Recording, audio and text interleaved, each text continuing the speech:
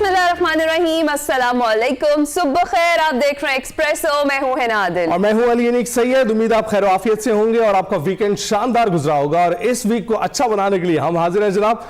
आपको पता ही है कि इस वक्त सख्त सर्दी पड़ रही है पूरे मुल्क में और बड़ा खुशगवार सा बड़ा प्लेजेंट मौसम है। आप ये नहीं कह सकते कि इतनी शदीद धुंध है कि हमें सूरज दिखाई नहीं दे रहा। ठंड भी है और सूरज भी है और उसकी ठंडी धूप भी हमें मिल रही है, जिसका जिक्र अक्सर जो है कहानियों में मिलता है। आपको पता है ना कि कैसे शानदार तरीके से दिन गुजर रहे हैं और लोग जो है धूप खाने के लिए इस वक्त पार्क से मौजूद होते हैं। लेकिन इसके साथ साथ एडवाइजरीज जारी की गई हैं कि आप शुमाली इलाका जात नहीं जा सकते हैं।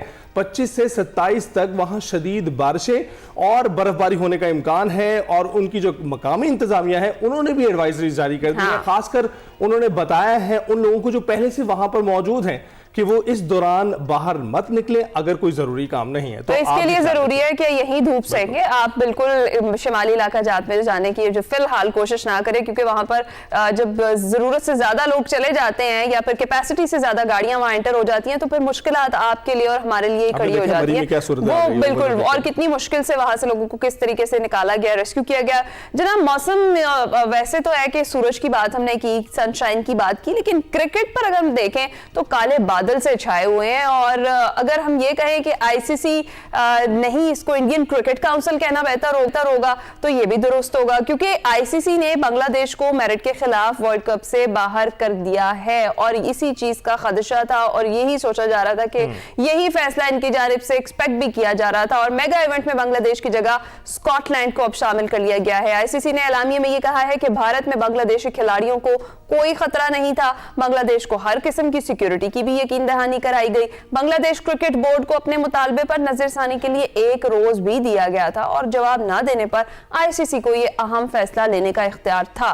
भारत और बांग्लादेश के हुकूमती सतह पर खराब ताल्लुकात ने क्रिकेट को भी डेफिनेटली मुतासर किया। हिंदू इंतहा पसंदों की जानिब से आईपीएल में जो बांग्लादेशी क्रिकेटर मुस्तफिजुर रहमान है उनको जान से मारने की धमकियां दी गई। यहां से यह मामला सारा शुरू हुआ और कोलकाता नाइट राइडर्स के मालिक शाहरुख खान को गद्दार कहा गया, जिसके बाद फिर फ्रेंचाइज ने जो फास्ट बॉलर है उनको बगैर किसी रीजन के निकाल दिया। बीसीबी ने मामले पर सख्त एहतजाज भी किया और एहतजाज करते हुए आईसीसी अपने जो वर्ल्ड कप के मैचेस हैं वो फिर रिक्वेस्ट की कि भारत से श्रीलंका मुंतकिल कर दिए जाएं। उधर फिर आईसीसी के फैसले के बाद लाहौर में मीडिया से गुफ्तगू करते हुए चेयरमैन पीसीबी ने यह कहा कि बांग्लादेश बड़ा स्टेक होल्डर है, उसके साथ ज्यादती हुई है। उन्होंने कहा कि आईसीसी इजलास में भी यही कहा था कि जो दोहरा मेयार है वो नहीं होना चाहिए। आईसीसी के बाज़ाब्ता फैसले का इंतजार है, हमारे पास बहुत से प्लान्स हैं। उन्होंने कहा कि वर्ल्ड कप के हवाले से हुकूमत पाकिस्तान जो फैसला करेगी हम वो तस्लीम करेंगे। मोहसिन नकवी का मजीद ये कहना था कि हम आईसीसी से ज्यादा हुकूमत पाकिस्तान के फैसले के पाबंद हैं। वज़ीर आज़म शहबाज शरीफ की वतन वापसी के बाद ही कोई हतमी फैसला किया जाएगा। बांग्लादेश के साथ ज्यादती हुई है। मैंने आईसीसी की बोर्ड की मीटिंग में भी यही कहा था, आप डबल स्टैंडर्ड्स नहीं कर सकते हैं कि एक मुल्क के लिए आप कहें कि जी जब मर्जी फैसला कर ले और दूसरे मुल्क के लिए टोटली ऑपोजिट फैसला करें। और इसीलिए हमने ये स्टैंड लिया है। गवर्नमेंट ऑफ पाकिस्तान का फैसला है, जो फैसला गवर्नमेंट ऑफ पाकिस्तान करेगी हम उसके पाबंद हैं। हम आईसीसी से ज़्यादा गवर्नमेंट ऑफ पाकिस्तान के ताबे हैं, तो हमें वही करना है जो गवर्नमेंट ऑफ पाकिस्तान कहेगी। गुफ्तगू आपने सुनी। गुज़िश्ता रोज कदाफी स्टेडियम लाहौर में पीसीबी चेयरमैन मोहसिन नकवी की कौमी टीम से मुलाकात भी हुई। चेयरमैन मोहसिन नकवी ने आईसीसी T20 वर्ल्ड कप के हवाले से पीसीबी के मौके पर खिलाड़ियों को एतमाद में लिया। खिलाड़ियों ने चेयरमैन पीसीबी मोहसिन नकवी के असूली मौक़िफ़ को सराहा और मुकम्मल हिमायत की यकीन दहानी कराई। मोहसिन नकवी का कहना था कि हमने क्रिकेट के सुनहरी असूलों को मद्देनजर रखकर बांग्लादेश की हिमायत का फैसला किया है। पीसीबी आईसीसी के दोहरे मयार को मुस्तरद करता है और सियासत ज़दा क्रिकेट किसी के मुफाद में नहीं है। सबको क्रिकेट के असूलों पर चलना चाहिए। मोहसिन नकवी के मुताबिक हुकूमत जो फैसला करेगी उस पर हम अमल करेंगे। वज़ीर आज़म शहबाज शरीफ से चेयरमैन पीसीबी मोहसिन नकवी की आज मुलाकात का इम्कान है, जिसमें यह फैसला होगा, जिसमें T20 वर्ल्ड कप से मुतल्लिक मुशावरत भी होगी। दूसरी जानिब Pakistan cricket board ICC T20 world cup के लिए 15 रुकनी स्क्वाड का ऐलान कर चुका है। सलमान अली आगा पाकिस्तान T20 टीम के कप्तान मुकर्रर कर दिए गए हैं। बाबर आजम, फ़खर जमान, उस्मान खान, साइम अयूब, शाहीन शाह अफरीदी स्क्वाड का हिस्सा हैं। फ़हीम अशरफ, सलमान मिर्जा, उस्मान तारिक, अबरार अहमद और मोहम्मद नवाज स्क्वाड में शामिल हैं। ख्वाजा नाफिस, साहबजादा फरहान, शादाब खान और नसीम शाह को भी इसमें शामिल किया गया है। और पाकिस्तान 7 फरवरी को नेदरलैंड्स के खिलाफ वर्ल्ड कप मुहिम का आगाज करेगा। हेड कोच माइक हेस्टन कहते हैं कि साहबजादा फरहान T20 टीम के अहम रुकन हैं। उस्मान खान की कारकर्दगी टीम में वापसी के बाद बेहतरीन रही। Member selection committee Aqib Javed ने कहा है कि कंडीशंस के हिसाब से बाबर आजम अहम किरदार अदा कर सकते हैं। कप्तान सलमान अली आगा ने यह कहा कि वर्ल्ड कप चैलेंजिंग होगा, उसके लिए तैयार है। Member selection committee Aqib Javed का भी ये कहना है कि वर्ल्ड कप में शिरकत फैसला है वो हुकूमत ने करना है, हमारा काम टीम सिलेक्शन है, बेहतरीन खिलाड़ियों का इंतखाब कर लिया है। इस सारी सूरत हाल पर हम करेंगे जी बात। हमें ज्वाइन कर चुके हैं सलीम खालिक साहब, उसके साथ साथ सैयद मोहम्मद उवैस हमें ज्वाइन कर चुके हैं। अस्सलाम वालेकुम और सुबह खैर आप दोनों को। और मैं आपसे आगाज करूंगी सलीम खालिक साहब, इस पर हम बड़े दिनों से बात कर रहे थे कि बांग्लादेश की जगह पर स्कॉटलैंड को शामिल कर लिया जाएगा अगर बांग्लादेश अपने मौकिफ पर डटा रहता है तो अब कर लिया क्या है, कैसे देखते हैं इसको आप? ये बहुत ही गलत फैसला है। जाहिर है पूरा पाकिस्तान भी बांग्लादेश के साथ है इस पे, और हर तरफ से बयानात भी सामने आ रहे हैं, चाहे साबिक क्रिकेटर्स और पीसीबी ने स्टैंड लिया। और सबसे अफसोसनाक बात यही है कि सारे दूसरे जो बोर्ड्स हैं वो खामोश रहे, जो गोरे बड़े बड़े उसूल पसंदी की बातें करते हैं खामोश रहे। बांग्लादेश के साथ ना श्रीलंका खड़ा हुआ ना अफगानिस्तान, सिर्फ पाकिस्तान क्रिकेट बोर्ड ने साथ दिया। एक वोट बांग्लादेश के हक में आया था जो बोर्ड मीटिंग में है, और पाकिस्तान ने लेटर भी लिखा आईसीसी को, बोर्ड मीटिंग में भी बात की उन्होंने चेयरमैन मोहसिन नकवी ने, और अब भी उन्होंने कहा है कि ये फैसला मशरूत है पाकिस्तान की शिरकत का हुकूमत की इजाजत से। तो इतना बिल्कुल ऑल आउट जाके पाकिस्तान ने साथ दिया है। लेकिन जाहिर है कि एक बोर्ड के या दो बोर्ड के कहने से क्या होता है, तो इंडिया ने अपनी दौलत के बल पे सबको अपने साथ किया हुआ है और मनमानी किए जा रहा है। बिल्कुल गलत फैसला है ये। एक तरफ जब इंडिया कहता है कि हमें पाकिस्तान नहीं जाना, गवर्नमेंट ने मना किया, कहते हैं ठीक है आप हाइब्रिड मॉडल के तहत किसी तीसरे मुल्क में खेल लो। तो एक तरफ बांग्लादेश कहता है कि हमें इंडिया नहीं जाना, सिक्योरिटी खदशा है, गवर्नमेंट ने मना किया है, तो आप कहते हैं कि नहीं भाई तुम तो बाहर जाओ, हम स्कॉटलैंड को ले आते हैं। तो ये तो बहुत गलत चीज है ना। इसी वजह से पाकिस्तान भी अब इस लेवल पे आके इनसे बात कर रहा है। लेकिन बांग्लादेश की बातचीत करने की कोशिश कर रहे हैं। बांग्लादेश की पोजीशन ऐसी है कि वो अपना एहतजाज जारी रख सकते हैं। इस सूरत हाल में अवैस आप बताइएगा कि पाकिस्तान कितनी ट्रिकी सिचुएशन में है। आप देख ही रहे हैं कि बहुत अच्छे शॉट्स खेले मोहसिन नकवी साहब ने, लेकिन अब दिखाई ये दे रहा है कि उन्हें लेफ्ट करना भी आ रहा है, तभी हुकूमत के कोर्ट में जो है बॉल को डाल दिया गया है।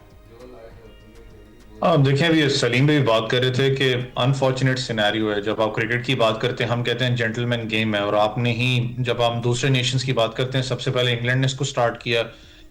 इंग्लैंड हो चाहे ऑस्ट्रेलिया क्रिकेट बोर्ड अब खामोश क्यों है? खामोश इसलिए भी है, जब मैं हमेशा ये बात करता हूँ कि वो जो ब्लैकमेलिंग का एक तरीका कर आईपीएल के थ्रू कि आपको कुछ ना कुछ चंक जाता है क्रिकेट बोर्ड्स को, तो वो खामोश ही रहेंगे। अब इस वक्त चेयरमैन आईसीसी खुद वो प्रेसिडेंट बीसीसीआई रहे हैं, वो कभी भी जिंदगी में नहीं चाहेंगे कि वो जो आरएसएस आइडियोलॉजी लेके गेम है कि अपने ही मुल्क के खिलाफ एक्शन ले, चाहे वो हाथ मिलाने वाला मामला था, आज तक कोई रिटन स्टेटमेंट भी आईसीसी कुछ भी नहीं आई है इस चीज पे। तो ये मुझे तो पता था कि ये मामला होना है, क्योंकि जिस वक्त आप एक अच्छी बात है कि बांग्लादेश अपने मौकफ पर डटा रहा, और ऑब्वियसली करना पड़ता है, आप इंटेग्रिटी आप अपने सेल्फ रिस्पेक्ट के लिए खड़े हो तो वो अच्छी बात आप खड़े हो। लेकिन थोड़ा सा अगर आप बैक एंड पे भी चीजों को सोचो तो बहुत सी चीजें हैं जिसपे आपको ज़हनी दबाव भी होता है और आपको ज़हनी तौर पर तैयार होना पड़ता है। वो है सैंक्शंस लगती हैं। जैसे सीरीज की बात कर लें, बायलैटरल कोई होती है, आपके प्लेयर्स जाके इंटरनेशनली खेल नहीं सकते हैं, आपको डीमेरिट पॉइंट्स मिलते हैं, बहुत सी ऐसी चीजें हैं जो कि क्लॉज ऑब्वियसली आपके ऊपर लगते हैं। तो इस चीज के ऊपर भी आपको कहीं ना कहीं उसको बर्दाश्त करने की आपके पास ना एक सख्त होनी चाहिए। तो बांग्लादेश ऑब्वियसली अपने जिस तरीके से एक स्टांस पे इस वक्त है, उनका एक परफेक्ट स्टांस और यही स्टांस होना चाहिए था। अब देखने वाली बात है कि वो इंटरनेशनल स्पोर्ट्स कोर्ट में इसको लेके जाते नहीं लेके जाते, क्योंकि अगर लेके गए वहां पर इंडिया की लॉबिंग इतनी स्ट्रांग नहीं नजर आती, क्योंकि वो इंटरनेशनल स्पोर्ट्स की अपना एक बॉडी है।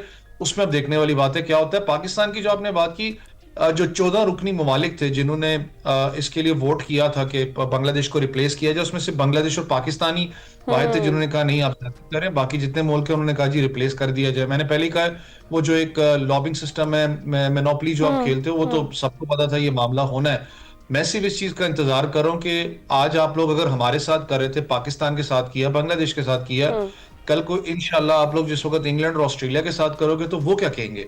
क्या वो भी ऐसे ही चुप रहेंगे? वहां देखने वाली बात है फिर आईसीसी कितना प्रेशर में आता है। और जितनी सूरत हाल बन रही है, खास करके वीजास को लेके हो जाए, फैंस के वीजास को लेके हो जाए, तो मुझे कभी कभी आज फील ये होता है कि आगे जाने वाले सालों में ये ना कभी हो जाए कि एक बिल्कुल ही अलग बॉडी खड़ी हो जाए आईसीसी के मद्दे मुकाबिल, जो कि जिन नेशंस के साथ जाती हुई है वो कि बस ठीक है आप अपना चलाएं और हम अपना चला लेते हैं।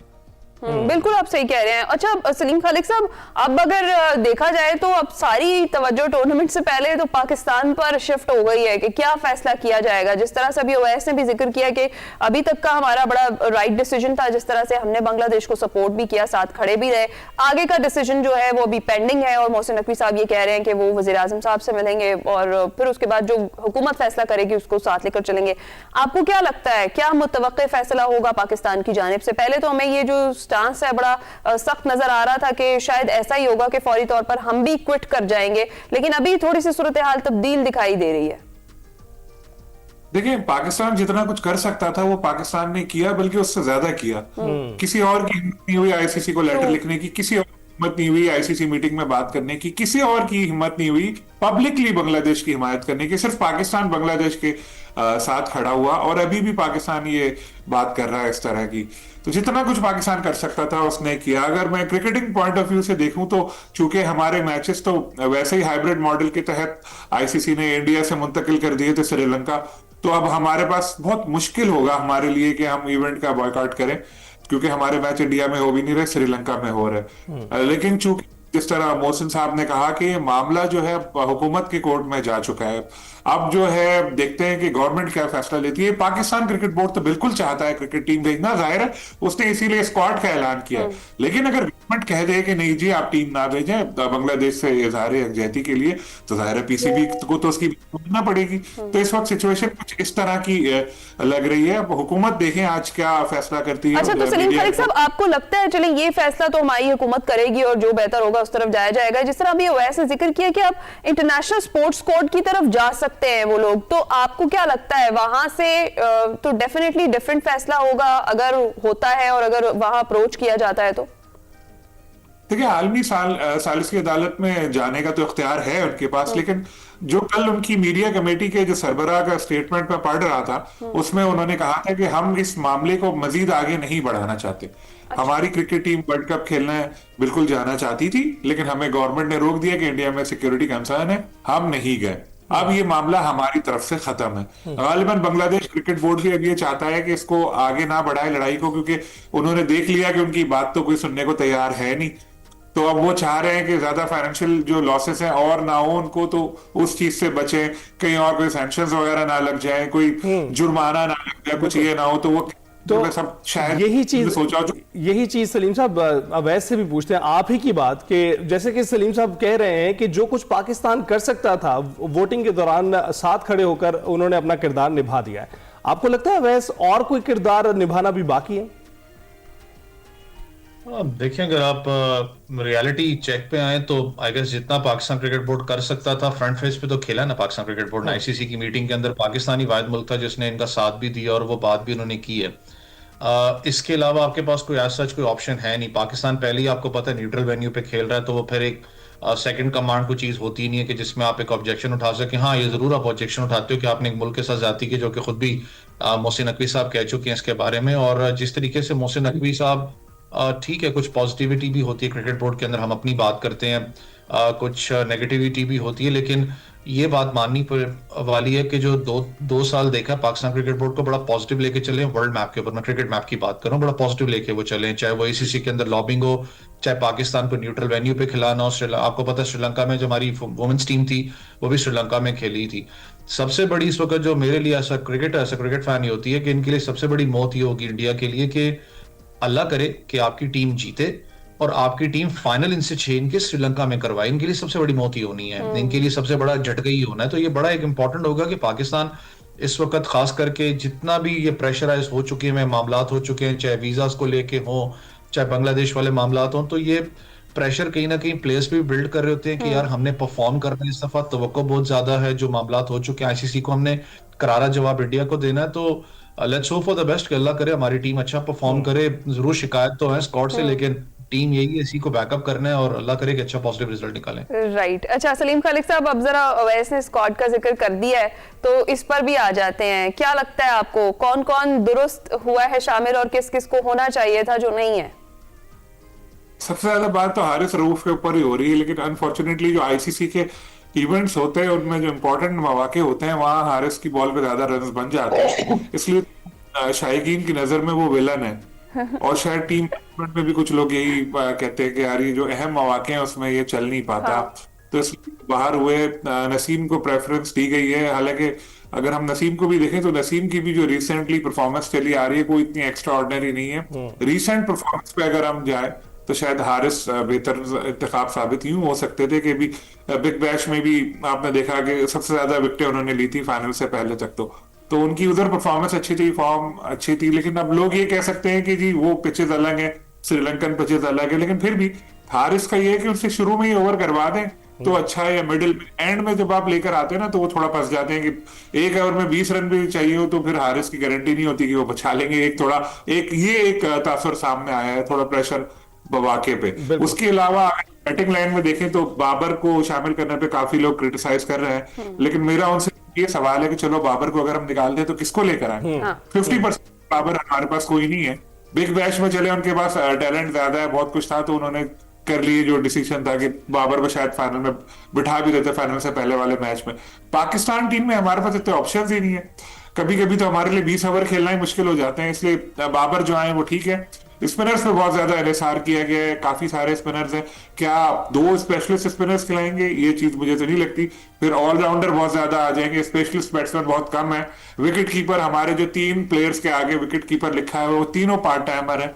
ख्वाजा नाफे को स्पिन के खिलाफ मैंने सुना है इनकी कीपिंग में थोड़ा स्ट्रगल करते हैं वो, और श्रीलंका में स्पिन पिचेस ही होंगी, वहां पे देखना होगा उनकी परफॉर्मेंस कैसी रहती है। या उस्मान से अगर कीपिंग कराएंगे, उस्मान मुसलसल खेले जा रहे हैं, दूसरा वर्ल्ड कप उनका होगा, लेकिन अभी तक अपना मकाम नहीं बना सके वो टीम में। एक आध अच्छी इनिंग उनकी आई है, शायद अभी भी उनको यूएई की क्रिकेट छोड़कर पाकिस्तान आने का जो उन्होंने एहसान किया था उसका सिला दिया जा रहा है।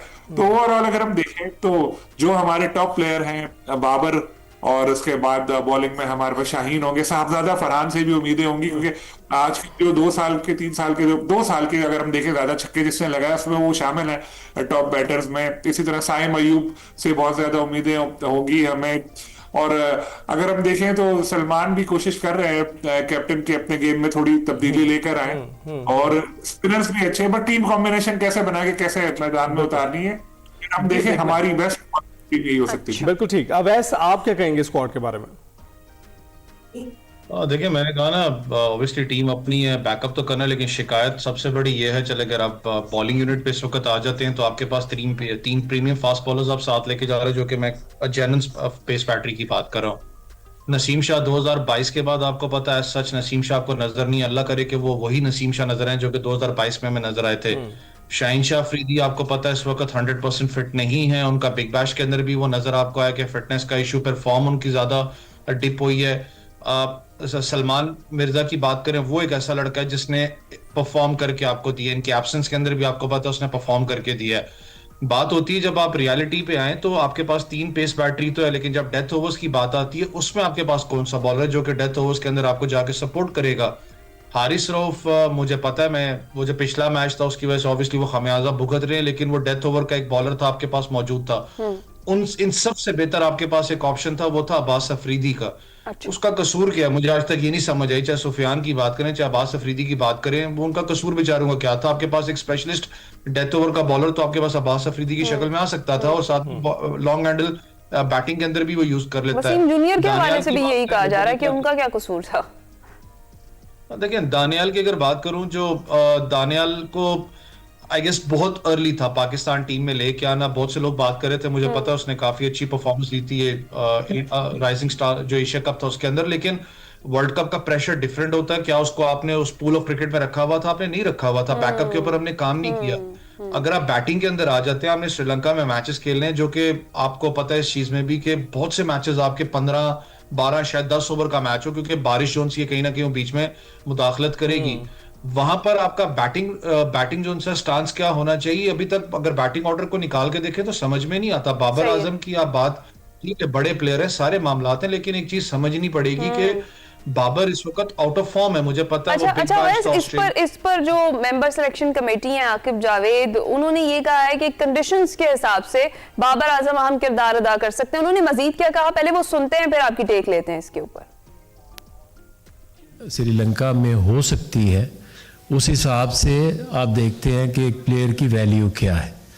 बाबर चूंकि अगर लास्ट आप एशिया कप में भी देखें तो हमें ये फील हुआ कि एक ऐसा बैट्समैन ऐसी पर्टिकुलर जो कंडीशंस हैं जिसमें चैलेंजिंग कंडीशंस आ सकती हैं, उसमें टीम के स्क्वाड में होना ज़रूरी है। तो इसलिए वो एक स्पेसिफिक रोल है जिसकी वजह से कंडीशंस के हिसाब से definitely is the most consistent batsman.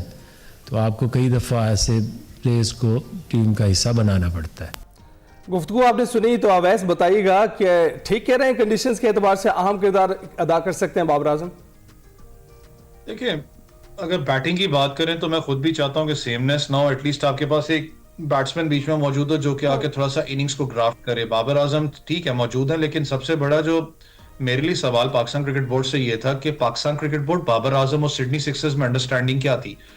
आपने बाबर आजम को यहाँ पर खिलाना है वन डाउन पोजीशन पे, वहां पर वो ओपन करते हुए आए सिडनी सिक्सर्स के लिए।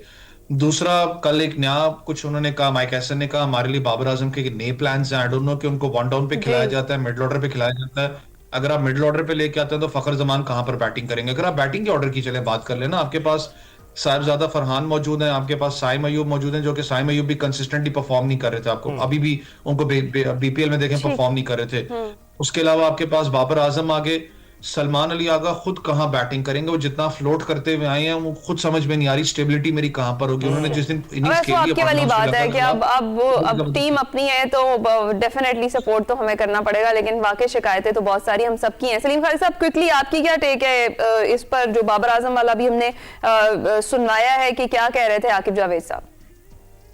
यही आकिब जावेद पहले ये भी कहते थे कि हम बाबर आजम को आउट नहीं करते पीएसएल में, ताकि वो थोड़ा स्लो खेल के बनाता रहे। तो ये खैर चलता है क्रिकेट में, जब आप ओहदे पे आते हैं तो राय बदल जाती है। लेकिन मैं इस हद तक मुत्तफिक हूं कि हमें श्रीलंका में वर्ल्ड कप जैसे बड़े इवेंट में बाबर आजम की जरूरत पड़ेगी।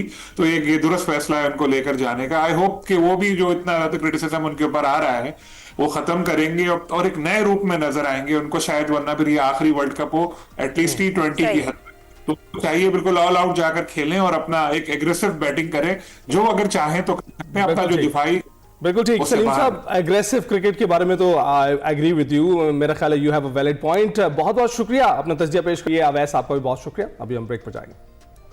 वेलकम बैक टू एक्सप्रेसो जी। अब कुछ बात कर लेते हैं गुज़िश्ता दिनों गिलगित बल्तिस्तान में आने वाले ज़लज़ले की, जिसकी जद में खुसूसन वादी हुंजा और बालाई हुंजा की वादी चिपुरसन आई। 5.8 शिद्दत के ज़लज़ले ने वादी चिपुरसन में शदीद तबाही मचाई है। ज़लज़ले के नतीजे में बड़े पैमाने पर जो घर हैं उनको नुकसान पहुंचा है।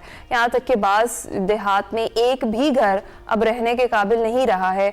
मवेशी खाने मुकम्मल तौर पर तबाह हो चुके हैं, जबकि ज़ेरे तामीर बिजली घर की अगर बात करें तो नहर और पाइपलाइन भी मुनहदम हो गई है उसकी। ज़लज़ले के झटकों ने न सिर्फ घरों को मुतासर किया बल्कि लैंडस्लाइडिंग के बायस चिपुरसन जाने वाली मरकजी सड़क भी बंद हो गई, जिससे कई देहात का जो जमीनी राबता था वो इस आफत में मुनक़ता हो चुका है। और शारा कराकरम पर भी मुख्तलिफ जो मकामात है वहां पर रुकावटों की इत्तलात भी हैं, जिसके बायस आमदोरफ्त शदीद मुतासर हुई है। Gilgit Baltistan disaster management authority के मुताबिक अगरचे बेशतर अजला बड़े नुकसान से महफूज रहे, ताहम वादी अशकुमान और वादी चिपुरसन सबसे ज्यादा मुतासरा इलाकों में इस वक्त शामिल है। और आफत ज़दा इलाकों में कुछ लोग और जमातें खिदमत खल्क के तहत खिदमात अंजाम दे रही हैं।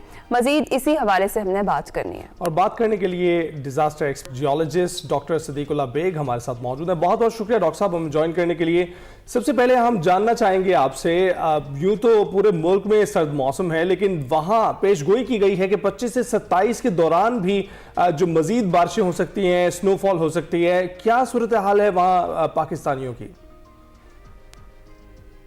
देखिए, गिलगित बल्तिस्तान में खास तौर पर ये जो रिसेंटली जो वाक़यात हुए हैं इसमें क्लाइमेट चेंज के बहुत ज़्यादा असरात हैं। और ख़ास तौर पर जो रिसेंटली अर्थक्वेक आया है चिपुरसन के इलाके में, इसकी बहुत बड़ी जो रीज़न है वहाँ पे फोर्ट लाइन जहाँ से वो गुजरते हैं, ख़ास तौर पर 3-4 फोर्ट लाइन्स जो है वो गज़र से होते हुए ये चिपुरसन का इलाका जो कि तकरीबन 75 किलोमीटर के केस से जो है ना वो पूरी एरिया बनता है। तो ये जो है वो हिस्टोरिकली भी तबाह हुआ था। तकरीबन 15वीं सदी में ये कम्प्लीटली तबाह हो चुका था ये पूरा चिपुरसन का एरिया। उसके बाद ये दोबारा से जो है ना वो ये नए लोग जो है ना 350 साल बाद जो है वो ये लोग आबाद हुए हैं। आज जुलाई के महीने में, खासतौर पर 2025 जुलाई में आवाजें का आना, उसके बाद फिर 12 अक्टूबर से जो है वो पिछले साल 12 अक्टूबर से जो है ना वो झटके महसूस होना शुरू हुए थे। और ये कंटिन्यू होते होते इस साल ये 19 तारीख को जो सबसे बड़ा ज़िलज़ला आया है, इसकी मेन रीजन भी यही थी कि बहुत बड़ा लाइन, फॉल्ट लाइन जो गजर से होते हुए, बदसवद से होते हुए, ये आपका जूदखोन का एरिया, जो पुरसन का पहला जो गांव है, आखिरी जो गांव है वहां से, और ये गुजरते हुए आपका जो है वो गोजाल का पूरा एरिया ये फॉल्ट लाइन कवर करता है। इवन आगे जाके ये शिमशार से फिर जाके ये हमारे पाकिस्तान के जो एरिया है उसको भी ये कवर करते हुए आगे चला जाता है। और जिसे जी अच्छा, जिस तरीके से भी हमने बताया कि कितना ज्यादा एरिया मुतासर हुआ है और कितना नुकसान उससे हुआ है, ये बताएं कि जो देहात हैं जिनका जिक्र हम कर रहे हैं, जहाँ पर बिल्कुल भी रहाइश के काबिल काफी घर ऐसे हैं जो नहीं रहे, तो वहां पर मुतबादिल रहाइश का क्या बंदोबस्त कर लिया गया?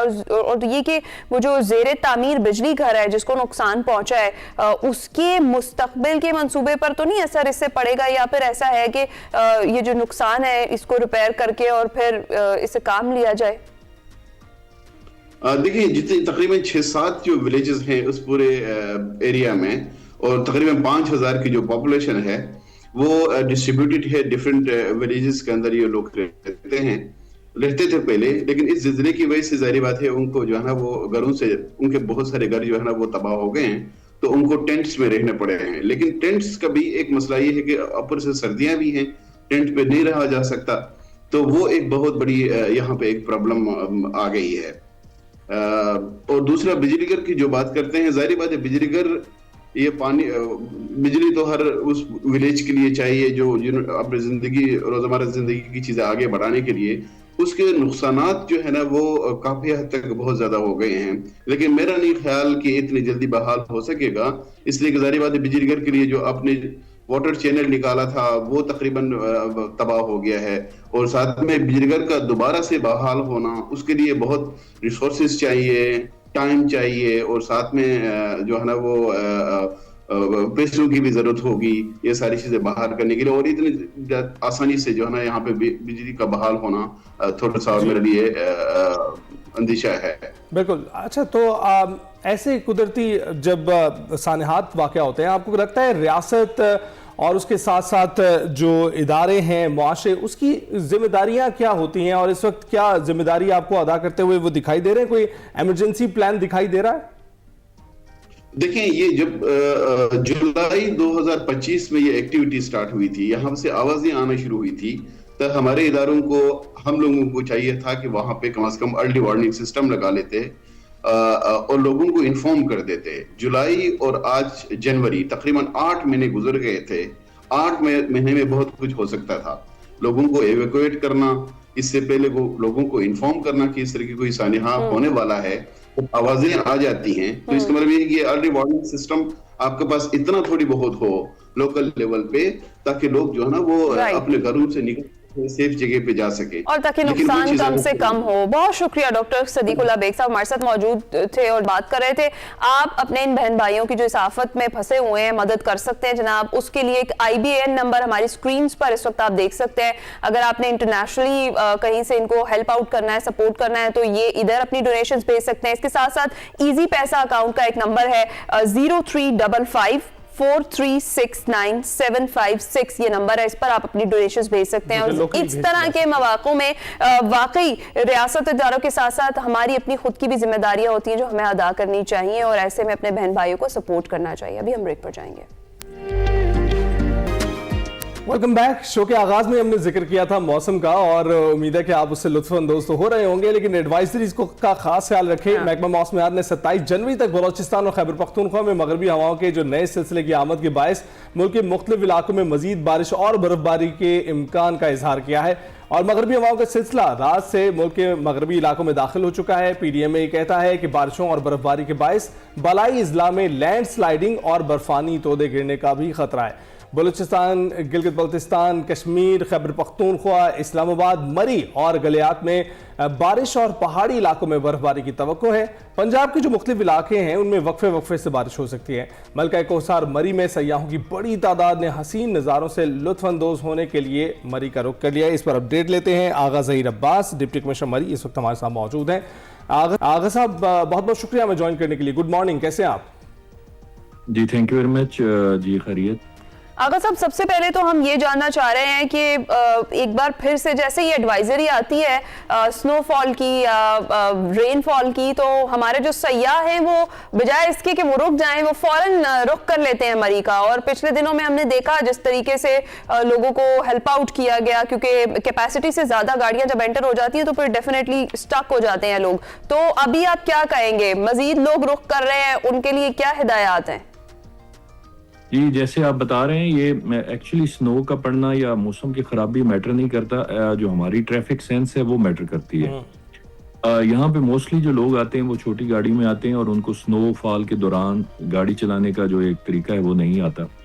और चाहे गाड़ियाँ कम हों चाहे गाड़ियाँ ज्यादा हों, ये एक ऐसी सिचुएशन डेवलप हो जाती है। एक्सप्रेस वे इवन हमारा बहुत खुला इलाका है, या जीटी रोड हमारी खुली रोड्स हैं, तो एक गाड़ी के स्किड करने से एक पूरी लाइन जो है वो डेवलप हो जाती है और ऐसे लगता है कि जैसे डेफिनेटली ऑन द रोड जो है वो ट्रैफिक ब्लॉक हो गई, और हो भी जाती है। सो ये इशू है जिसकी वजह से एडमिनिस्ट्रेशन, ट्रैफिक पुलिस, सारे इदारे रेस्क्यू 1122 ऑन द रोड्स होते हैं, और हमने ये जो पिछला 30 घंटे का स्पेल था रोड्स के ऊपर ही गुजारा है।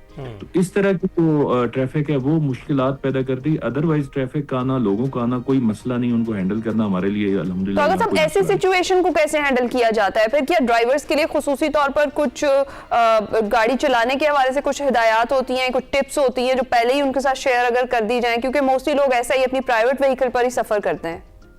जी वो इशू नहीं है इसमें। प्रेफरेबली देखिए जी, यहाँ 4x4 गाड़ी जो है वो कंफर्टेबली चलती है, चाहे बर्फ भी हो तो कोई इशू नहीं है।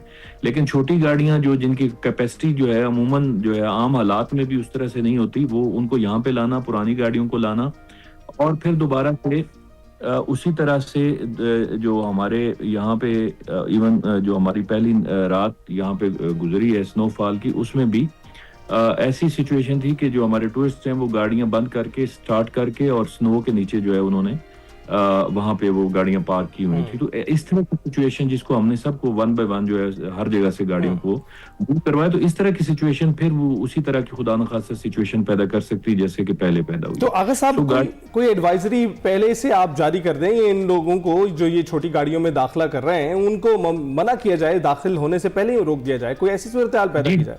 जी डेफिनेटली हमने अपने पेजेस से, हमारे पीडीएमए की तरफ से, ट्रैफिक और हमारे लोकल पुलिस की तरफ से ये एडवाइजरी ऑलरेडी जारी की जा चुकी है। दोबारा भी हम रिपीटेडली ये बात बता रहे हैं और आपके तवज्जुह से भी ये रिक्वेस्ट कर रहे हैं कि जो भी सियाह यहाँ पे आए, मोस्ट वेलकम, इशू नहीं। गवर्नमेंट ने बहुत सारे अरेंजमेंट्स किए हुए हैं, लेकिन कंफर्टेबल होने के लिए अच्छी गाड़ी लाएं। और कोई ऐसा जो स्पेशली एक और रिक्वेस्ट हुई रोड के साथ। बहुत शुक्रिया। आगा ज़हीर अब्बास साहब, डिप्टी कमिश्नर मरी, हमारे साथ मौजूद थे और जो सीरीज है उनको फॉलो जरूर करें, वो भी यही नसीहत कर रहे थे, वरना आप खुद स्टक होंगे। अभी हम जाएंगे ब्रेक पर। प्रोग्राम के दूसरे हिस्से में खुशामदीद। दूसरे घंटे में भी आपके साथ शेयर करने के लिए, मिलवाने के लिए बहुत कुछ है, लेकिन टॉप ऑफ द आवर हम जरा जिक्र करेंगे कराची गुल प्लाजा का, जहां सर्च ऑपरेशन ये बताया जा रहा है कि तकरीबन मुकम्मल हो गया है और ये भी कहा जा रहा है कि आज सर्वे के बाद इमारत को सील कर दिया जाएगा। और प्लाजा में जो रेस्क्यू ऑपरेशन की ताज़ा तरीन सूरत हाल है वो क्या है, रेस्क्यू अमल में मजीद कितना वक्त दरकार है, क्या वाकई इमारत को सील कर दिया जाएगा, ये सब सवाल हैं जिनका जवाब हम जानेंगे। हमें साजिद रऊफ ज्वाइन कर चुके हैं, हमारे नुमाइंदे कराची से। अस्सलाम वालेकुम साजिद, बहुत शुक्रिया। ये बताइएगा कि आप मुसलसल कवर कर रहे हैं और इस वक्त भी आप वहीं मौजूद हैं कराची गुल प्लाजा के बाहर। कल रात ये कहा गया कि तमाम जो ऑपरेशन है, सर्च ऑपरेशन, वो मुकम्मल कर लिया गया है और ये कि सर्वे किया जाएगा और फिर बिल्डिंग सील कर दी जाएगी। फैक्ट्स क्या हैं? क्या जितने लापता अफराद थे उनके हवाले से या उनकी जो बॉडीज हैं वो रिकवर ऑलरेडी कर ली गई हैं? क्योंकि लवाहिकीन तो परेशान है बेचारे अभी तक, क्योंकि डीएनए टेस्टिंग का एक अमल एक तरफ चल रहा है। तो वाकई इमारत को सील कर दिया जाएगा फिर आज? देखिए बिल्कुल तकरीबन 10 रोज हो चुके हैं साने गुल प्लाजा को पेश आए, आज 10वां रोज है और जो सर्च ऑपरेशन था वो तकरीबन कल रात जो है वो मुकम्मल कर लिया गया है। सिर्फ एक छोटा सा हिस्सा इस इमारत का अभी बाकी है जहां पर जो है वो सर्च ऑपरेशन जो है वो किया जाना बाकी है, जिसके बाद आज वो भी मुकम्मल कर लिया जाएगा और उसके बाद जो है वो इस इमारत को जो है वो सील कर दिया जाएगा। इस अफसोसनाक हादसे में जो अब तक जहां बहक होने वाले अफराद हैं उनकी तादाद जो है वो 23 हो चुकी है, जिनमें से 17 अफराद की जो शनाख्त है वो DNA के जरिए मुमकिन हो सकी है। साथ ही ये भी बता दूं चलूं कि इसमें जो मिसिंग अफराद हैं उनकी तादाद जो है वो 79 है। अब 13 अफराद ऐसे हैं जो अब तक जो है वो जो डिप्टी कमिश्नर साउथ का जो अमला है वो मुसलसल उन लोगों से रब्ता कर रहा है, लेकिन उनसे रब्ता नहीं हो पा रहा है, ना ही वो अपना यहाँ आकर जो है वो अपना DNA का नमूना जो है वो जमा जो है वो कराना चाह रहे हैं, जिसकी वजह से आज उनको दोबारा वक्त दिया गया है। साथ साथ हिना मैं आपको बता दूं चलो इस वक्त हमारे साथ जो है वो डिप्टी कमिश्नर साउथ जावेद नबी खोसू साहब मौजूद हैं, उनसे बात कर लेंगे इस हवाले से जो ऑपरेशन अब तक कहां पहुंचा है और क्या सूरत हाल रही है। वो तमाम जो डिप्टी कमिश्नर साउथ हैं उनसे ये सारी सूरत हाल पूछते हैं। जावेद साहब क्या सूरत हाल है, कितना ऑपरेशन मुकम्मल हो गया है और आज इस इमारत को क्या सील कर दिया जाएगा? जी बिस्मिल्लाहिर्रहमानिर्रहीम, हमारा जी सर्च ऑपरेशन जो है वो कल रात ही मुकम्मल हो चुका है, एक पॉकेट छोड़ के। तो डेफिनेटली यही होगा, बिल्डिंग एक बार हम क्लियर कर लेंगे तो उसके बाद बिल्डिंग सील कर देंगे ताकि मज़ीद कोई जानी नुकसान या मज़ीद किसी के ज़िंदगी को खतरा ना हो। और इसमें फाइनल जो फैसला देगा वो SBCA से हम हेल्प ले रहे हैं, टेक्निकल टीमें हमारी अभी भी अंदर है और इसका फाइनल फैसला आज हो जाएगा। अच्छा जावेद साहब, हम कुछ चंद रोज से जब यहाँ पर रिपोर्टिंग कर रहे थे तो हमें कुछ लावाकिन हमें मुसलसल यहाँ पे दिखाई दे रहे थे और उनका ये एक मुतालबा था कि हमें कल तक भी वो कुछ लावाकिन यहाँ पे मौजूद थे और उनका कहना था कि अगर लाश नहीं तो कम से कम हमें बाकियात ही दे दें ताकि हमें तसल्ली हो जाए कि हमारे प्यारे इस बिल्डिंग के अंदर मौजूद थे और अब वो इस दुनिया में नहीं है। क्या इस बात की तसल्ली कर ली गई है कि अब इस इमारत में कोई इंसान या इंसानी बाकियात मौजूद नहीं है? जी हमने 4 बार यहाँ पे स्वीपिंग करवाई है और अभी भी मैंने जैसे पहले कहा एक पॉकेट है छोटा सा, हमें हमारी टेक्निकल टीमों के मुताबिक शायद यहाँ पे कुछ ना हो, बाकी हमने 4 दफ़ा यहाँ पे स्वीपिंग करवाई है। एक पॉकेट को छोड़ के उसमें हम आज फाइनल करके इसको क्लोज कर देंगे, लेकिन यह है कि बिल्कुल मैं समझ सकता हूँ उनके इमोशंस को क्योंकि उनके प्यारे यहाँ पे शहीद हुए हैं, लेकिन हमने पूरी कोशिश की है कि हम एक एक बंदा जो अंदर ट्रैप था उस तक पहुँच जाएँ और उनके प्यारों के उनको वापस करें, प्यारों के बाकियात हों या डेड बॉडीज़ हों। लेकिन डेफिनेटली चैलेंजेस थे, आपको पता है बिल्डिंग बहुत ख़तरनाक है अभी भी, उसके बावजूद भी हमारे रेस्क्यू वर्कर्स ने, हमारे सर्च करने वाली टीमों ने बड़े महारत से, बड़े प्रोफेशनल इसको डील किया, अंदर गए, सारी चीज़ें निकाली, डेड बॉडीज रिकवर की और बिल्कुल इमोशंस तो उनकी अपनी जगह पे बिल्कुल ठीक है, लेकिन हमने अपनी जितनी कोशिश कर सकते थे हमने किया उनको रिकवर करने। साजिद जी ये भी पूछेगा जावेद साहब से कि बाकियात ऐसी हैं जिनकी जो है वो DNA के जरिए भी शनाख्त मुमकिन नहीं है, तो अब उनका क्या मुस्तकबिल होगा, उनकी लवाकिन को आप लोग क्या कहेंगे? उसमें medico legal provisions and loss अभी भी मौजूद हैं, हम उनसे हेल्प लेते हुए जो भी लीगल रास्ता होगा वो अपनाएंगे। जावेद साहब हमारे साथ मौजूद हैं, अगर आप लोग कोई क्वेश्चन करना चाहते हैं तो जरूर हम मेरे जरिए उनका कर सकते हैं। साजिद जो अब तक की सूरत हाल है जावेद साहब ने कि तकरीबन जावेद साहब से ये पूछेगा कि ये कब तक मुकम्मल कर लिया जाएगा और अगर इसको इमारत को गिराना है तो कितना वक्त दरकार होगा इसके लिए? ये एक क्वेश्चन का जवाब ये पूछना चाह रहे हैं कि ये ऑपरेशन जो है कब तक मुकम्मल कर लिया जाएगा, यानी कि सर्च ऑपरेशन साथ साथ जो मलबा उठाने का काम है, अगर इस इमारत को जो है वो मुनज़्ज़म किया जाएगा या गिराया जाएगा तो उसका फैसला कब और कैसे किया जाएगा? देखिए जी मैंने कहा है कि हम सर्च ऑपरेशन मुकम्मल कर चुके हैं, डेब्री लिफ्टिंग का काम भी तकरीबन मुकम्मल हो चुका है। ये छोटे जो अभी आप देखें थोड़ा बड़ा रहा और थोड़ा बहुत अभी भी रुका हुआ है काम, क्योंकि बिल्डिंग के अंदर हमारी 12 के करीब टीमें हैं, 12 के करीब लोग हैं अंदर, तीन मुख्तलिफ टीमें काम कर रही हैं। यही वजह है कि हमने काम अभी रोका हुआ है, लेकिन हमारा सर्च ऑपरेशन 100% समझ लें कंप्लीट हो गया। एक छोटा पॉकेट है उसको छोड़ के भाई कंप्लीट हो गया। बिल्कुल, आपने डिप्टी कमिश्नर साउथ जावेद नबी खोजा साहब की बातचीत सुनी। उन्होंने बताया कि दोनों ऑपरेशन, ये सर्च ऑपरेशन और डेबर लिफ्टिंग यानी मलबा उठाने का काम जो है वो तकरीबन मुकम्मल हो चुका है। अब इमारत को जो गिराने का फैसला है या मुनज़्ज़म करने का फैसला वो हुकूमत करेगी। साथ साथ जो डेड बॉडीज अब तक क्लियर हो चुकी हैं, उनका डेटा जो है वो सिंध गवर्नमेंट को फराहम कर दिया गया। तकरीबन 32 अफराद का डेटा जो है वो सिंध गवर्नमेंट को फराहम किया गया है, ताकि जो उनका मुआवजा उन्हें फराहम करने का सिलसिला वो जो उसमें जो है वो शुरू किया जा सके। जी ठीक है। अच्छा साजिद, बिल्कुल सही आपने बात करवाई हमारी डीसी साहब से। ये बताएं कि एसबीसीए की जानिब से, क्योंकि एसबीसीए ने अब दोबारा जो है जो दीगर बिल्डिंग्स हैं उनके हवाले से भी ये कह दिया है कि उनका भी अब ऑडिट किया जाएगा, चेक किया जाएगा, और ऐसी बिल्डिंग्स जहां पर इमरजेंसी एग्जिट्स नहीं होंगी और फायर सेफ्टी मैकेनिज्म नहीं होगा उनके लिए भी या उन्हें सील किया जाएगा। उसके हवाले से जरा तफसीलात क्या है वो भी हमारे साथ शेयर करो। ये बताएं कि कौन कौन सी ऐसी बिल्डिंग्स हैं जो इसके निर्गत में आ सकती हैं। देखिए, बिल्कुल जैसे ही गुल प्लाजा का इंसिडेंट रिपोर्ट हुआ तो उसके बाद सिंध बिल्डिंग कंट्रोल अथॉरिटी के जो हुक्काम थे वो भी हरकत में आए और उन्होंने जो है वो हिदायत भी उनको जो है ना हुकूमत की जानिब से दी गई कि शहर में जितनी भी कसीरुल मंजरा कमर्शियल इमारतें हैं जिनमें फायर सेफ्टी के इक़दामात नहीं है उनका सर्वे किया जाए। तो फौरी तौर पर ये सर्वे शुरू कर दिया गया और जो इब्तदाई हमारे पास जो इतलात है वो तकरीबन 450 से ज़ायद ऐसी जो वो कमर्शियल इमारतें हैं जिनकी निशानदेही की गई है, जहां पर ना तो फायर एग्जिट जो एग्जिट मौजूद थे और ना ही उनमें जो है वो उनमें जो है फायर सेफ्टी के हवाले से जो इकदाम किए जाने थे वो मौजूद थे, जिस पर जो है वो सिंध बिल्डिंग कंट्रोल अथॉरिटी की जानिब से उनको जो है बाकायदा नोटिस जारी किए गए हैं और उनको एक वक्त मियाद जो मुद्दत दी गई है ताकि वो अपने फायर सेफ्टी के इंतजाम जो है वो मुकम्मल कर लें और जो फायर एग्जिट है वो बना लें। अगर वो नहीं बनाते तो इनके खिलाफ कार्रवाई होगी। देखिए, बिल्कुल ये उसी तरह का अमल है जब हम ये देखते हैं कि जब शहर में कोई बड़ा वाक़या होता है जो मुतालिका इदारा है जिसमें सिंध बिल्डिंग कंट्रोल अथॉरिटी है तो वो एकदम हरकत में आ जाता है। कुछ रोज के बाद जब ये साना गुल प्लाजा जब मामला मंजर आम से खत्म हो जाएगा तो तमाम मामला जो है फिर उसी नहज पे पहुंच जाएंगे कि कोई उन्हें चेक एंड बैलेंस का निज़ाम नहीं होगा। जो निज़ाम जिस तरह चल रहा था वो उसी तरह जो चलता जाएगा। अगर नोटिस भी जारी किए गए थे तो लेकिन उनको चेक करने वाला कोई नहीं होगा। संजीदगी हमें जो है वो नहीं दिखाई देती। यही वजह है कि शहर में इस तरह के वाकयात जो है रूनुमा होते रहते हैं। बिल्कुल, तो साजिद बिल्कुल ठीक कह रहे हैं आप, सीरियसनेस की बहुत कमी है और बिल्कुल इन बातों को सीरियस भी लेना चाहिए और लॉन्ग टर्म देखकर फैसले लेने चाहिए।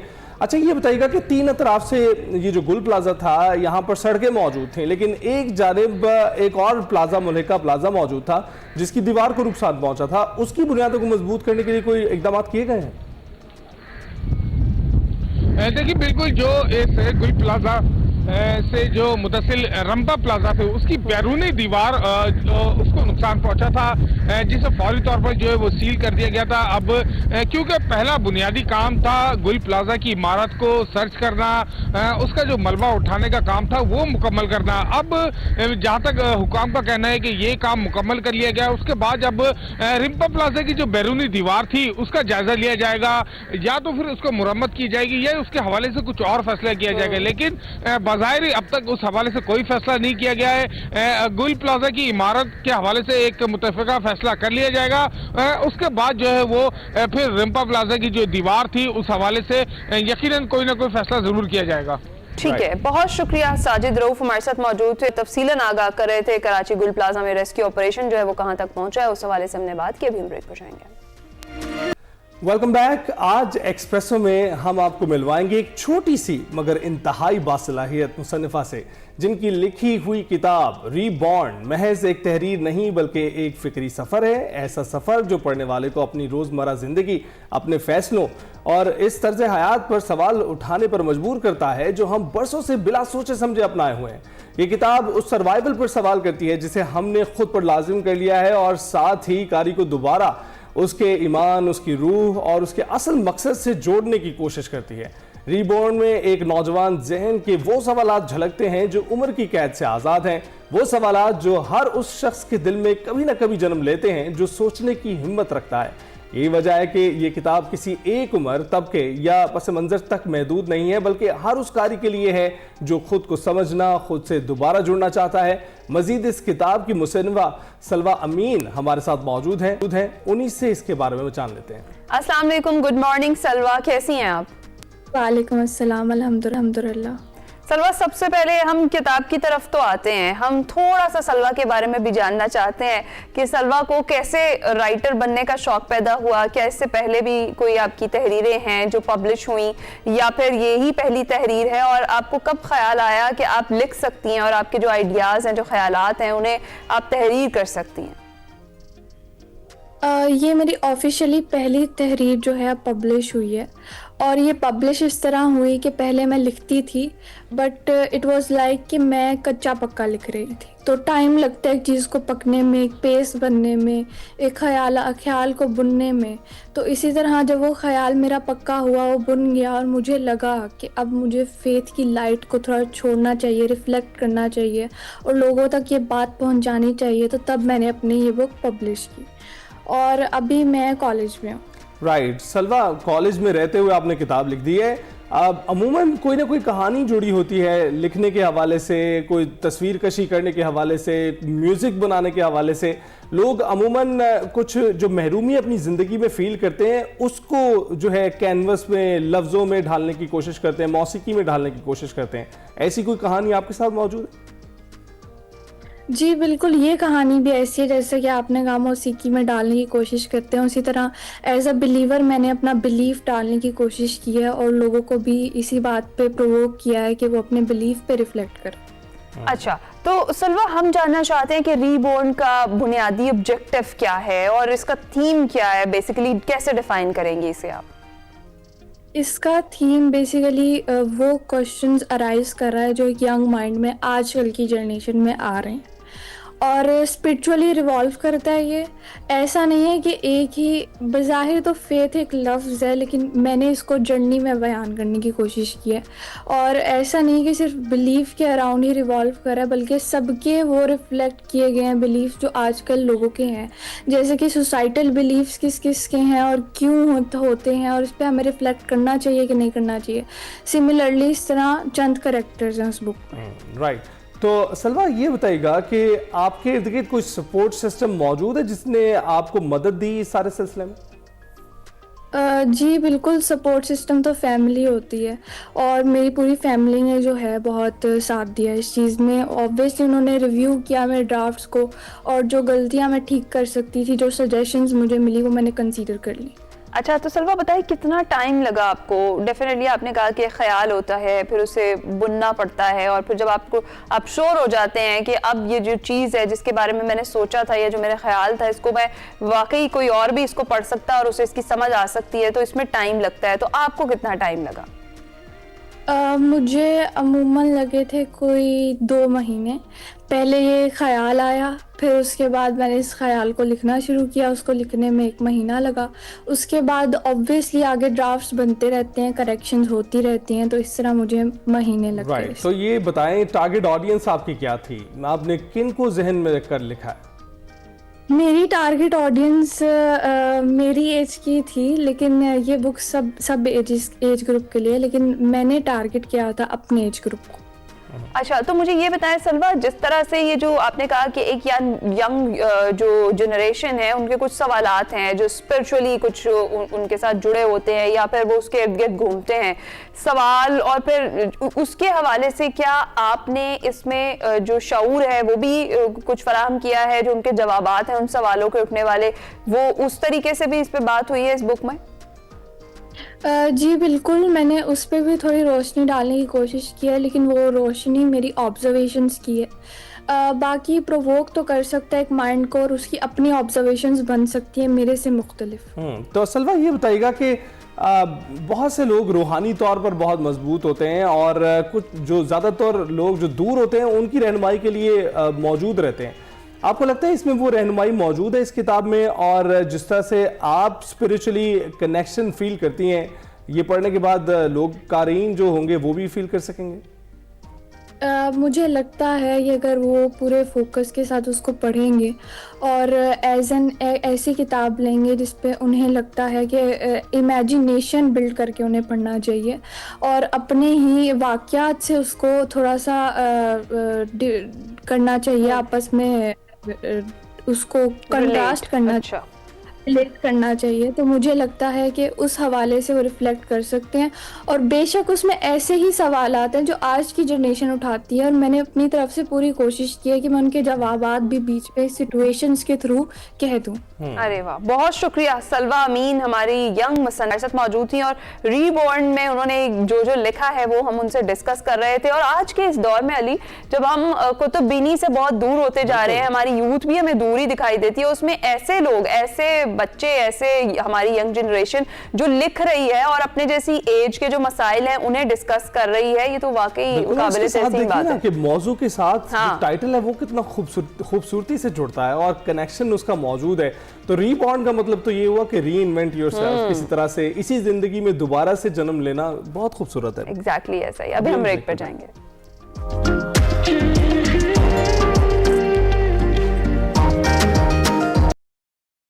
वेलकम बैक टू एक्सप्रेसो जी। अब कुछ बात कर लेते हैं गजा बोर्ड ऑफ पीस की। तो अमरीकी सदर डोनाल्ड ट्रंप के गजा बोर्ड ऑफ पीस में पाकिस्तान समेत 19 ममालिक के जो दस्तखत हैं वो हो चुके। वज़ीर-ए-आज़म शहबाज शरीफ ने लंदन में पाकिस्तानी हाई कमीशन के बाहर गुफ्तगू करते हुए कहा कि उम्मीद है जल्द गजा में अमन कायम होगा, इसलिए बोर्ड ऑफ पीस में शामिल हुए। गजा अमन बोर्ड में शमूलियत का फैसला वफाकी काबीना से मुशावरत के बाद किया था। अब फलस्तीनियों को इज्जत और वक़ार के साथ उनके हुकूक मिलेंगे। बोर्ड ऑफ पीस में शमूलियत की दावत पर वफाकी काबीना ने फैसले का इख्तियार मुझे दिया। तो इसी हवाले से बात करने के लिए डॉक्टर जमील अहमद खान साहब हमारे साथ मौजूद है। साबिर हैं, बहुत बहुत शुक्रिया डॉक्टर साहब हमें ज्वाइन करने के लिए। गुड मॉर्निंग, कैसे हैं आप? Alright, very good morning and great to be with you.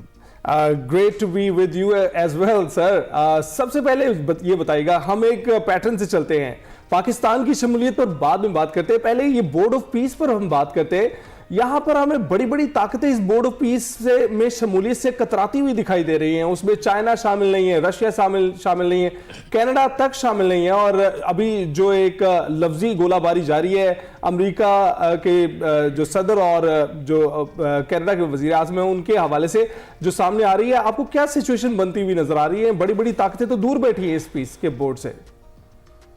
नहीं, मिडिल पावर ताकतें दूर बैठी हुई हैं। रशिया ने तो इंडिया दे दिया है, 59 कंट्रीज यानी 59 ममालिक ने तो ज्वाइन कर लिया है या उन्होंने बता दिया है हम ज्वाइन कर रहे हैं।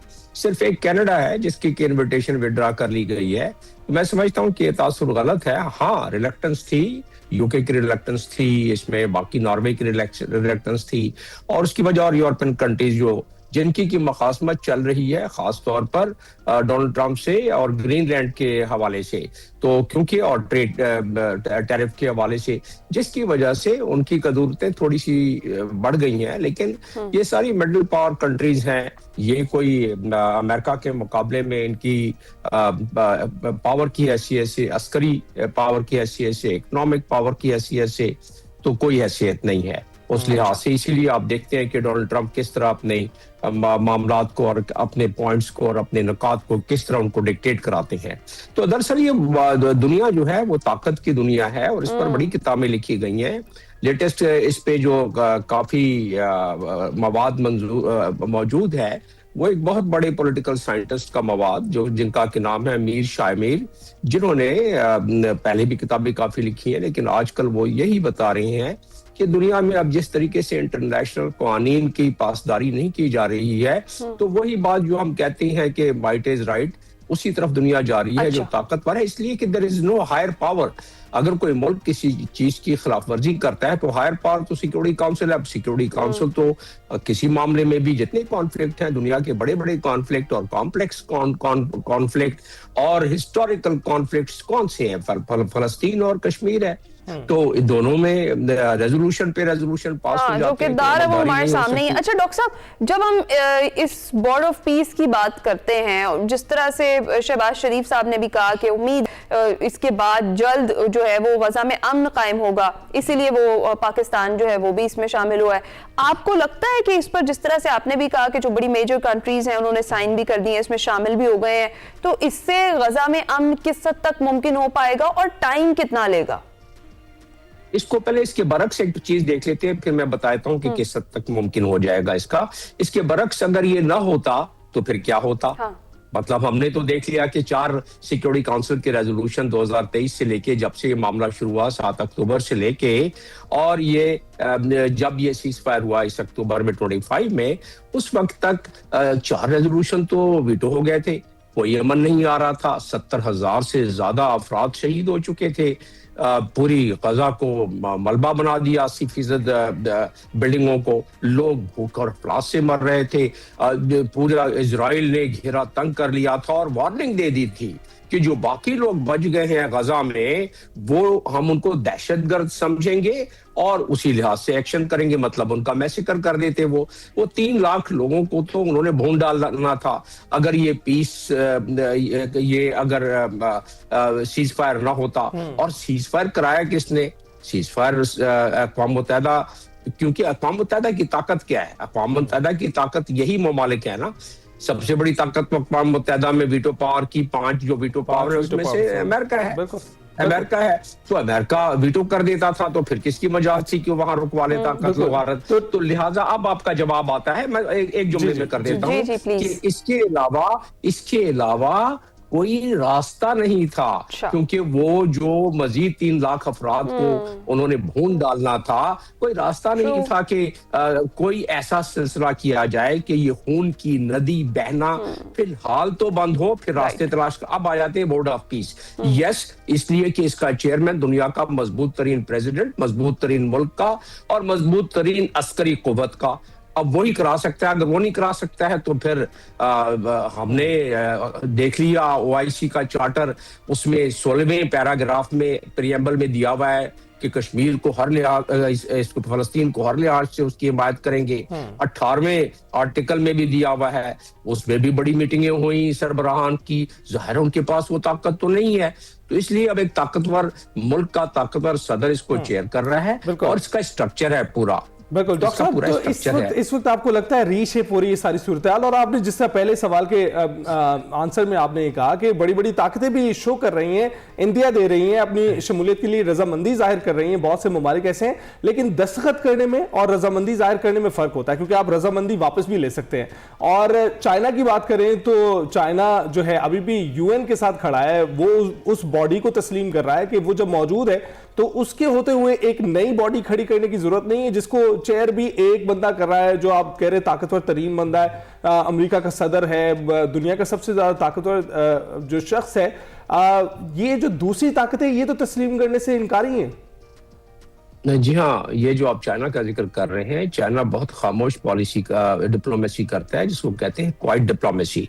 मेरा अपना तजिया ये है कि चाइना ये अपनी क्वाइट डिप्लोमेसी के तहत वो इसका इंडिया दे देगा, क्योंकि चाइना के अपने इंटरेस्ट हैं, इकोनॉमिक इंटरेस्ट। चाइना इस वक्त किसी से कोई कन्फ्रंटेशन नहीं लेना चाहता है। चाइना भी चाहता है कि किसी सूरत में इस खित्ते में भूचाल ना आए, क्योंकि अगर ये गजा का सिलसिला जारी रहा, और ईरान क्योंकि दूसरा टॉपिक है उस पर मैं नहीं आता, तो ये भूचाली कैफियत चाइना के हक में नहीं जाती है। लिहाजा चाइना को इस पर तजिए के मुताबिक कोई आगे जाके एतराज नहीं, और अभी भी चाइना ने कोई खुल के इस पर एतराज नहीं किया है। रशिया ने ज्वाइन कर लिया है, चाइना का सबसे बड़ा पार्टनर तो इस वक्त रशिया है। अगर ब्लॉक के लिहाज से देखा जाए तो उसने तो ज्वाइन कर लिया है, उसने तो कह दिया है कि ठीक है वी आर इन इट। तो उस लिहाज से मैं समझता हूं कि ये तो खैर अभी हो गया। इसमें 3 टियर सिस्टम है, जिसमें जो बोर्ड बाय इटसेल्फ है, उसके बाद एग्जीक्यूटिव बोर्ड उसके नीचे है, उसके बाद national committee for administration of Gaza, जिसका कि फलस्तीनी सरबराह है, जिसका नाम है अली शाहाद। तो वो तीनों स्ट्रक्चर भी हैं। इसकी इम्प्लीमेंटेशन में जितनी देर करेंगे उतनी ज्यादा इजराइल को मौका मिलता रहेगा कि वो, आज भी देखें इजराइल ने क्या किया, उसको एक बहाना है कि जी एक बॉडी हमें अभी तक नहीं मिली है, तो हम नॉर्दर्न गाजा में सर्च करने जा रहे हैं। जाहिर है जब तक कि आप फेज 2 की पूरी मुकम्मल डिप्लॉयमेंट नहीं करेंगे, जैसे कि जो इस वक्त नाकदीन कहते हैं कि जी क्या कर लिया इजराइल ने, सीज फायर के बाद भी तो 400 लोगों को शहीद कर दिया ना। वो इसलिए क्या कि उनके पास बहाना था, इसलिए क्या कि वो कहते थे कि हमास की तरफ से हमारे ऊपर हमला होता है तो हम तो फायर करेंगे हमास पर, लिहाजा आम लोग बस में शहीद हो जाते थे। अब अगर फेज 2 इम्प्लीमेंट हो जाता है और फेज 2 के साथ साथ जो इंटरनेशनल स्टेबलाइजेशन फोर्स है वो उसका एक कंपोनेंट है, वो तो फौरी तौर पर उनको करना पड़ेगा और मैं समझता हूँ हो भी रहा है। तो वो उसके बाद इजराइल के पास जवाब क्या रहेगा फायर करने का इसमें फलस्तीनियों पर, और इजराइल फिर उसके बाद येलो लाइन से ब्लू लाइन पर चला जाएगा। यही तो डिमांड है ना हमास की। हमास क्या कहता है कि भाई जो हमारा गजा आपने ऑक्युपाई किया हुआ है, जब तक आप इसको नहीं छोड़ोगे तो हम कैसे अपनी मज़ाहमत छोड़ें, हम कैसे हथियार डालें। तो वो जब ब्लू लाइन पर चले जाएंगे तो हमास का जो उसूली मौकफ है वो भी, उस पर भी अमल हो जाएगा काफी हद तक, और इजराइल के पास कोई बहाना नहीं रहेगा। देखिए इसी हफ्ते तो इजराइल रफा का बॉर्डर खोल रहा है ना, क्रॉसिंग खोल रहा है, ठीक है, इजराइल के अपने मकासद हैं, उसमें ओवरसाइट भी रखना चाहता है, लेकिन कम से कम ह्यूमैनिटेरियन उधर से कुछ चीजें आना शुरू हो जाएंगी। इजराइल की तो अंदर उसके एक शरारत है कि भाई चलो मैं रफा ये खोलता हूं तो शायद फलस्तीनी और ज्यादा निकल जाएं, फलस्तीन थोड़ा सा हल्का हो जाए आबादी से, तो वो तो उसका जो भी मकासद है, लेकिन वो तो मकासद अपने पूरे कर रहा था। लिहाजा जब पाकिस्तान जैसा मुल्क वहां होगा तो अपनी आवाज तो उठाएगा ना, और भी ममालिक है वहां। बिल्कुल ठीक है, बिल्कुल ठीक। बहुत शुक्रिया डॉक्टर जमील अहमद खान साहब हमारे साथ मौजूद थे। गजा बोर्ड ऑफ पीस की हम बात कर रहे थे, किस तरीके से क्या कोई ऑप्शंस बाकी बची थी इसमें शमूलियत, उस पर हमने बात की। अभी हम ब्रेक पर जाएंगे।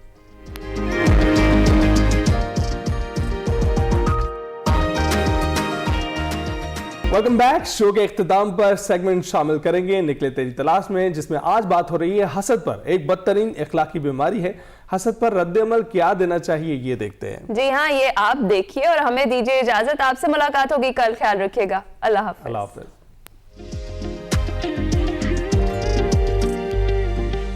अस्सलाम वालेकुम नाज़रीन, मैं वकार अहमद और आप देख रहे हैं निकले तेरी तलाश में। हसद एक ऐसा जज्बा है जिस पर दुनिया के बड़े बड़े राइटर्स ने लिखा है। ये बड़ा कम्प्लेक्स है, ये बहुत पेचीदा है, और ये पैदा कैसे होता है और फिर इसके जो इफ़ेक्ट्स हैं, इसके जो असरात हैं, वो सोसाइटी पे किस तरह होते हैं, एक फ़र्द पे किस तरह होते हैं, ये तमाम चीज़ें जो हैं ये राइटर्स का मौजू रहा है। और उसके बाद मज़हब का भी एक बहुत बड़ा मौजू रहा है। हसद जो है ये कितना तकलीफ़ देह होता है उस फ़र्द के लिए जिससे किया जा रहा हो, और उस फ़र्द के लिए भी जो हसद कर रहा है वो भी एक आग है जिसमें वो जल रहा है। और इन तमाम चीज़ों से माला कैसे हुआ जाता है, ये नफ्सियात का एक पूरा मौजू है। मुस्तनसर हुसैन तार साहब हमारे साथ हैं, तो हम तार साहब से पूछेंगे। तार साहब बहुत शुक्रिया आपने ज्वाइन किया। मुझे ये बताइएगा कि ये जो हसद एक ऐसा जज्बा है, इसका सामना आपको रहा क्योंकि जो नोटेबल्स होते हैं, ये जो राइटर्स होते हैं, जो सेलिब्रिटीज़ होती हैं, शायद इनको ज़्यादा होता होगा, इमीडिएट फैमिली से भी हो सकता है, बहुत सारे दोस्तों से हो सकता है, या बहुत सारे अपने ही जो हम पेशा लोग होते हैं उनसे हो सकता है। आपका तजुर्बा इस इमोशन या जज्बे के हवाले से क्या रहा है? हज़रत अली करमल्लाह वजह का एक कौल है जी कि जिस शख्स में जितनी जान होती उसके हासद भी उसी के हिसाब से होते, और सिर्फ कब्र की मट्टी का कोई हासद नहीं होता क्योंकि उसमें जान नहीं होती। तो जाहिर है कि मेरे हिस्से में भी मेरे हासिद आए। सही। और मैं ये भी कह दूं कि यार मुमकिन है कि आज वो ये कह रहे हो मेरे बारे में, आपके बारे में, ये भी मुमकिन है। सही। मैं सिर्फ अपनी बात करूंगा। चुनाचे एक तो हसद हो गया ना रकीबों वाला, उसकी बात नहीं कर रहे हैं, लिटरेरी हसद की बात कर रहे हैं। ठीक है। तो आगाज़ में बहुत ज़्यादा मुखालफतों का सामना करना पड़ा। मैं किसी ग्रुप से ताल्लुक़ नहीं रखता था, और एक तो बल्कि कैंपेन ऐसी चली कि मार्क किए गए वो लोग जो मेरे बारे में अच्छी राय रखते थे, मुझसे मोहब्बत करते थे, मेरी तहरीरों को अप्रिशिएट करते थे। और यकीन कीजिए कि उनमें साद कैन शामिल थे, उनमें कर्नल मोहम्मद खान थे, शफीक रहमान थे, और इसी तरह के 4-5 लोग थे। उन्हें बदगुमान किया गया। अब मसला ये था कि I was young, hot blooded भी न था। मेरे पास उनमें से कुछ लोगों के बारे में ऐसे जवाब थे कि वो हमेशा के लिए चुप हो जाते। तब मेरी बीवी ने ये कहा कि आप फैज साहब को बहुत एडमायर करते, तो उनकी एक खूबी तुम एडॉप्ट कर लो। सही। तुमने देखा है ना कि भाई उनके ऊपर कितना ज़्यादा गंद भी उछाला जाता है, उनके खिलाफ होते हैं, उनकी फलां सुरखा और ये पूरा राइट उनके खिलाफ। तो आज तक उन्होंने अपने दिफा में कुछ नहीं कहा। तो बेहतरीन दिफा है कि तुमने कुछ नहीं कहना। चुनांचे वकार आज तक, और ये सिलसिला अब भी चला आता है थोड़ा बहुत, 86 बरस की उम्र तक चला आता है कि जब भी मैं कोई चीज़ क्रिएट करता हूँ कोई ना कोई हासिल ऐसा होता है जो जल्ब उनके कबाब हो जाता है, कुछ ना कुछ कहता है। लेकिन मैंने वो फैज साहब की रवश अपना ली और ज़ाती तौर पे कहीं बैठे हुए किसी दोस्त के साथ ठीक है मैंने गुफ्तगू कर ली होगी, लेकिन ऑन रिकॉर्ड मैंने कभी किसी भी शख्स के ख़िलाफ़ कुछ नहीं किया, किसी इतराज़ का जवाब नहीं दिया और ना रिटन फॉर्म में कुछ लिखा है। सही। और मेरा ख्याल है कि ये रवश मेरे लिए सूदमंद साबित हुई। ज़बरदस्त, ज़बरदस्त, बहुत शुक्रिया ताहिर साहब। नाज़रीन, अगले हफ्ते फिर मुलाकात होगी। देखते रहिए निकले तेरी तलाश में।